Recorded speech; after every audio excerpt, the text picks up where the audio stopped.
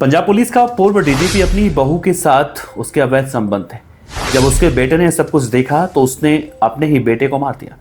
वो पूर्व डीजीपी था पंजाब का, उसकी मां पूर्व मंत्री। दोस्तों, कैसा जमाना आ गया है जहां पर एक बाप अपने ही बेटे की पत्नी के साथ अवैध संबंध बनाता है, वो भी वो बाप कोई अनपढ़ गवार नहीं, बल्कि किसी राज्य का वो डीजीपी रह चुका हो और उसकी मां मंत्री रह चुकी है उस राज्य की। वो अपने बेटे की पत्नी के साथ गलत काम करता है और जब बेटा सब कुछ देखता है तो उसे मार दिया जाता है।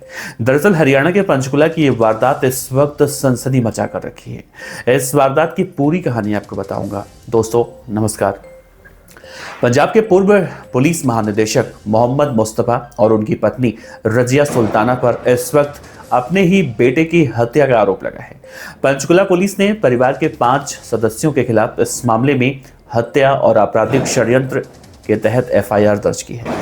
दरअसल अब से कुछ दिन पहले अकील अख्तर, जो इनका बेटा था, उसने संदिग्ध परिस्थितियों में अपने ही घर में किसी तरह से वो मृत पाया और इस मामले में सोशल मीडिया में एक वीडियो भी जमकर वायरल हो रहा है। दरअसल पंजाब के पूर्व पुलिस महानिदेशक या यूं कहें डीजीपी मोहम्मद मुस्तफा और पंजाब की पूर्व मंत्री रजिया सुल्ताना इस वक्त मुश्किलों में घिरे हुए दिखाई दे रहे हैं। आरोप ही इतना भयानक है। दोनों पति पत्नी पर बेटे अकील अख्तर की हत्या के मामले में एफआईआर दर्ज हो चुकी है। पंचकुला पुलिस ने मोहम्मद मुस्तफा, उनकी पत्नी के अलावा बेटे और उनकी जो बेटी है और बेटे की बहू यानी उसकी पत्नी समेत परिवार के ही 5 लोगों के खिलाफ हत्या और आपराधिक षड्यंत्र रचने का आरोप दर्ज किया है या एफआईआर दर्ज किया है। ये एफआईआर अकील अख्तर के एक पड़ोसी शमशुद्दीन की शिकायत पर दर्ज करवाई गई है, जिसने पंजाब पुलिस की कमिश्नर को शिकायत सौंपी थी। पंचकुला की डीएसपी सृष्टि गुप्ता ने इस मामले में कहा कि अकील अख्तर संदिग्ध हालत में एमडीसी पंचकुला में अपने ही घर में मृत अवस्था में पाए गए थे। एक शिकायत उन्हें मिली थी पुलिस को कि शिकायतकर्ता ने उसमें गंभीर आरोप लगाए हैं। इसमें एक वीडियो का भी जिक्र किया गया है। पुलिस ने कहा यही बात कि जो मृतक हैं सोशल मीडिया पर उन्होंने अपलोड किया है एक फोटोग्राफ है जिसमें कोई डायरी वगैरह कुछ दिख रही है। इसमें उनका कहना है कि अगर कल को मैं मृत पाया जाता हूं यानी मरने से पहले, इसमें डाइंग डिक्लेरेशन है। उन्होंने इस वीडियो में कहा है कि मुझे किसी भी तरीके से पॉइजन दिया जा रहा है, तो इस चीज की भी जांच करवाई जाए। तो उन सभी को हमने अपनी इन्वेस्टिगेशन में शामिल कर लिया, ऐसा पुलिस ने कहा। पंचकुला मनसा देवी पुलिस थाने में यह मामला 16 अक्टूबर की देर रात अकील अख्तर, जिनकी उम्र 35 साल की थी, उनकी मौत के बाद सामने आए एक वीडियो के आधार पर दर्ज किया गया। परिवार ने शुरू में यह कहा था कि अकील की मौत दवाइयों की ओवरडोज की वजह से हुई है। हालांकि इस मामले में अकील का यानी उनके बेटे का 27 अगस्त का एक वीडियो भी सामने आया है, बहुत पहले का वीडियो है, जिसमें उन्होंने अपने परिवार के लोगों पर उनकी हत्या के लिए साजिश रचने का गंभीर आरोप लगाया था। उस वीडियो में उन्होंने साफ रूप से अपने पिता और अपनी पत्नी के बीच अवैध संबंधों का भी जिक्र किया था। अब इस केस में ताजा हालात की बात करें तो अपने ही बेटे अकील अख्तर की संदिग्ध मौत के मामले में पंजाब पुलिस के पूर्व महानिदेशक या पूर्व डीजीपी मोहम्मद मुस्तफा, उनकी पत्नी और पूर्व मंत्री रजिया सुल्ताना की मुश्किलें इस वक्त बढ़ चुकी हैं। पंचकुला पुलिस ने इन दोनों के साथ साथ उनकी बेटी और बहू समेत परिवार के 5 लोगों के खिलाफ एफआईआर दर्ज किया है, जिसमें हत्या और आपराधिक षड्यंत्र का मामला दर्ज बताया जा रहा है।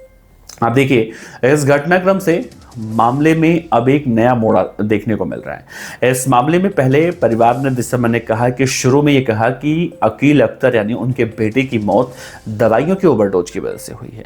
हालांकि अकील का जो 27 अगस्त का वीडियो सामने आया था, जिसमें उन्होंने अपने परिवार के सदस्यों को उनकी हत्या की साजिश रचने का आरोप लगाया था। वो कह रहे थे उस वीडियो में कि मेरा परिवार ही मुझे मारना चाहता है। अपने पत्नी और अपने बाप यानी अपने पिता के उस अवैध संबंध का जिक्र उन्होंने साफ तौर से किया था और अवैध संबंधों का जिक्र करने के बाद उन्होंने कहा था मैं मानसिक रूप से बहुत ज्यादा परेशान हो चुका हूं। इस वीडियो में उन्होंने यह भी कहा था कि मुझे अपने डैड और वाइफ के अफेयर का पता चला है करीब 1.5 या 2 साल हो चुके हैं। शादी के 1 साल बाद यानी 2018 में ही इनको मैंने पकड़ा था बाथरूम में, जब ये दोनों अतरंग अवस्था में थे।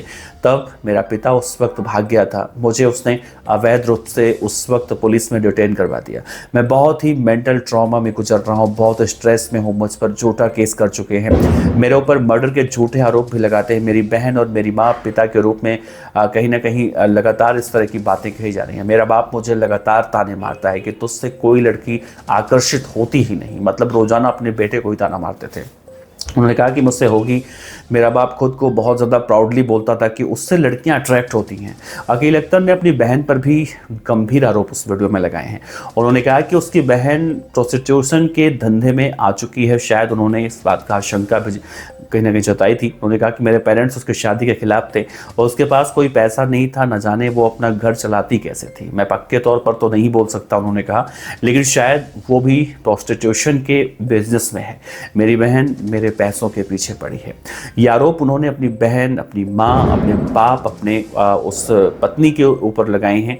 कहीं ना कहीं इस मामले ने अब हरियाणा के अंदर इस वक्त भूचाल मचा कर रखा है। सोचिए, पंजाब पुलिस के पूर्व महानिदेशक, बहुत बड़ी पोस्ट होती है, और पूर्व मंत्री, कोई छोटा मोटा घर नहीं है, या फिर यूँ कहें कि ये आम इंसान के घर की बात नहीं है। ये बहुत ही हाई प्रोफाइल कहा जा सकता है। आप सोचिए, अगर हाई प्रोफाइल घर में इस तरह से हो रहा है, एक बेटा अपने ही बाप, अपनी ही पत्नी के खिलाफ सोशल मीडिया पर एक वीडियो डालकर ये कहता हो कि मैं अपने घर में असुरक्षित महसूस कर रहा हूँ, मुझे पागल साबित करने की कोशिश की जा रही है, मेरे ऊपर हत्या का चार्ज लगाया जा रहा है, मुझे झूठी गिरफ्तारी मेरी की जा रही है, मुझे मारने की कोशिश की जा रही है। सोचिए, अब इस पूरे मामले में जो उनके पड़ोसी थे, शमशुद्दीन जिनका नाम था, उन्होंने एफआईआर दर्ज करवाई है। बाकी परिवार के लोग तो ये बता रहे थे कि दवाओं की ओवरडोज की वजह से उनके बेटे की मौत हुई।